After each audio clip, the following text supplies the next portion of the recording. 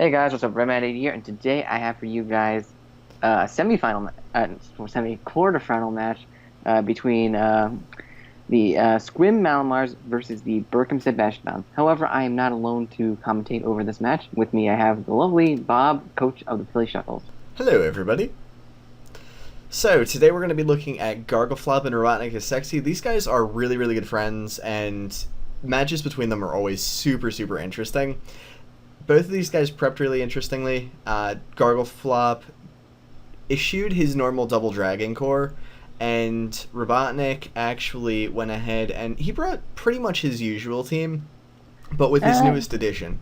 Yeah, he kicked Rotom Watch to the curb and now is a Feraligatr, which should actually do a decent amount of work to the team that Gargleflop brought. Yeah, there's not a lot that's really going to want to take those Sheer Force Life Orb hits, especially, anything on that team. It's really not going to take it well. With a couple Dragon Dances, it could get ugly. So, let's go ahead and check out how this one went down. Yeah, sure. Alright, Flame is gone. Okay, so we see the Noivern lead on Robotnik's side. That's usually a pretty safe lead. It's going to allow him to scout for information. With the Accelgor leading on the other side. The Next Accelgor goes right away for a quick Hidden Power Ice, almost killing the Noivern, and then the Noivern retaliates with a Hurricane, which kills that off. Something interesting, Accelgor was not holding any sort of damage-boosting item. If it had been, it would have knocked out the Noivern, but with leftovers, it actually hit pretty much near the minimum roll for it, so it actually lets the Noivern live and take it out. So, I thought it was actually going to be Sash. That's what I was expecting Accelgor to be. I was kind of expecting Life Orb, but either of those would have been really handy against this Noivern. It didn't have it, so... and then it just ended up dying. Yep, so that means no spikes. Good for Robotnik. In comes Sableye comes in. And we're going to actually go ahead and, as Robotnik switches out, we're going to go ahead and see that this is a physical Sableye, not a Calm Mind variant, which is actually really good information for Robotnik. This is kind of the Sableye Gargleflop normally brings. He likes to bring Sableyes that can punch. So, Sylveon's going to come in for free on that Sucker Punch, be able to threaten that thing out. And on the Heatran, Andy is actually able to predict that and go for the Hidden Power Ground. Does a nice, 81%, really close to knocking that Heatran out. Yep, and Heatran's going to retaliate with a Flash Cannon. Actually gets a crit on that Flash Cannon, but the Berry... well, that was lag. The Berry is going to really help him there, so he's going to be able to retaliate with another Hidden Power Ground, take out the Heatran. He's already up 2 ons, or 6 against 4. Yeah, he's really been making some good plays. So the Tentacle comes in, and the Tentacle is obviously time to switch out, so... Yeah, the Tentacle makes a safe play with the Sludge Wave, and Espeon takes that pretty well. This is an offensive Tentacruel, though. You can see that by the damage on this Espeon. Yeah, so Espeon is going to go for the Calm Mind now. And I believe predicting a Sucker Punch, Espeon is going to go for another Calm Mind. No, he's going to go Morning Sun, and he gets hit with a gnarly Play Rough here. Or not Play Rough, Foul Play. Does 59%, so Espeon's not going to be able to, Morning Sun those off. Yep, actually, it's predicted. Makes a pretty good read and goes for the Sucker Punch, taking out the Espeon. So there goes Robotnik's Espeon for pretty much for free. Now, in comes Noivern. I don't really get this switch here. I mean... Frisk isn't going to give him any info. He's just going to switch out here. Yeah, I think he probably misclicked there. I'm not sure. Could be. Anyway, Volcanian's going to come in as the Will-O-Wisp misses. It doesn't matter anyway. Yeah, it's a fire type. It'd be immune. So, and strangely enough, Volcanion also is carrying Will-O-Wisp, and that also misses. Yeah, not really sure why he Will-O-Wisp against Sableye anyway, but I guess he was predicting the switch out. Yeah, it was a good prediction. But at the same time, too bad it didn't pan out. So Tentacruel's in, and obviously not going to go for Sclad, so it's a free switch in with the Acid Spray for Diggersby. He's going to take now Diggersby kind of threatens the rest of his team, because Whimsicott, while it resists Earthquake, it's not a very bulky mon, so Earthquake's going to do a hell of a lot of damage. And this is an offensive variant of Whimsicott, we'll find out later, so not going to take it as well as it could. Actually, we'll find that out right now. Whimsicott's going to come in, take almost 50% from this Earthquake. 49% if I remember correctly, yeah. So if you count that, that is upper damage roll for Scarf Diggersby against offensive Whimsicott. I think we could have assumed that was Scarf, considering it was going to try and outspeed the Tentacruel. Definitely. So Volcania comes in to take the Giga Drain from this thing, and it only does around 35%. It's not a 2 KO. Nah. But at the same time, Volcanion is actually going to be going for a tasty little Flame Charge here. Whimsicott Giga Drains gets the rest of its health back. Flame Charge, 51%, but at the same time, with leftovers, that's not going to be a 2-hit on Whimsicott, which is kind of interesting. Nope.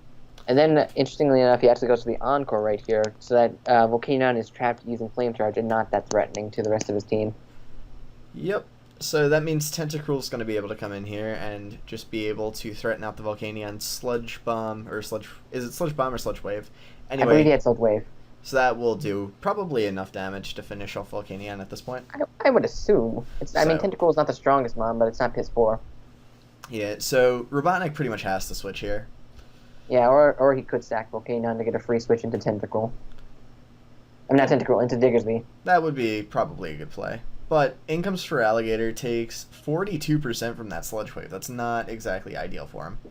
And here comes Giga Drain, which does a huge amount of damage to the Feraligatr, but he's actually going to be able to get a Waterfall crit on the Tentacruel. That is a nasty Life Orb Sheer Force crit. Ouch. Not many things could have survived that, but thanks to the resist, Tentacruel's able to. But of course, another Giga Drain is coming, so switches out. I'm not really sure why he sacks off Volcanion here. I guess he didn't think there was a lot of use left for it, but at the same time... Fair enough. He could have honestly just sacked it off before, and then... Oh, my computer went to sleep. He could have just sacked off Volcanion earlier, and then he wouldn't have gotten all that damage on Feraligatr. Yeah, and Feraligatr's not going to do anything from this point on either, because Gargleflop's loaded with speed. Well, more or less, and potential priority on most things. Yeah. So Diggersby comes in, just kills off this Tentacruel relentlessly. Yep.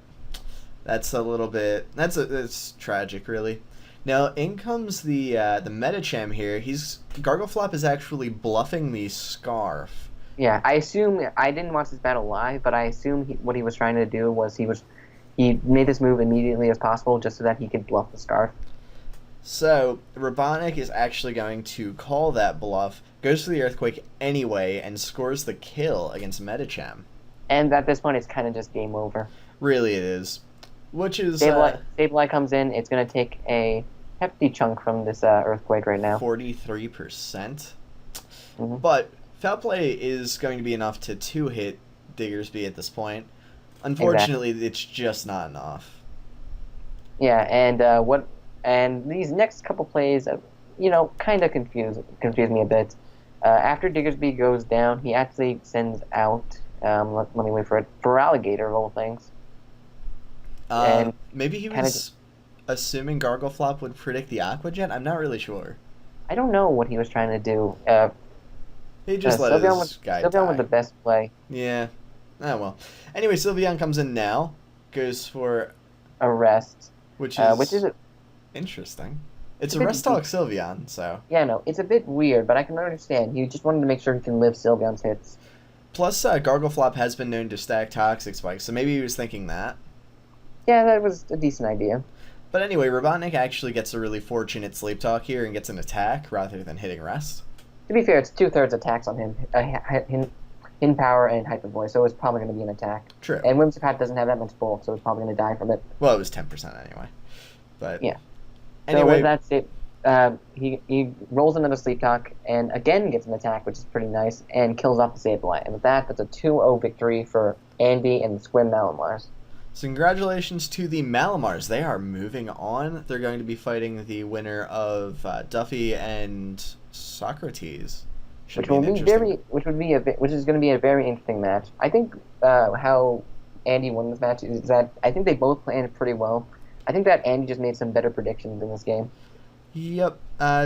Made a couple of weird plays about 2/3 of the way in, but they weren't really enough to lose him the game, and the rest of the game was very solid. Yeah, he managed to make such a strong early game that he can cover up some of his mistakes in the middle. Definitely. But it was a very well-deserved win against a very, very game opponent, so congratulations to him. Yeah, and note to Gargleflop, do your calcs so you don't have to make risky things with your Medicham. True that. All right, so I think that's all we got for today. Well, guys, we hope you enjoyed, and we will see you eventually. Later. Yeah, see ya.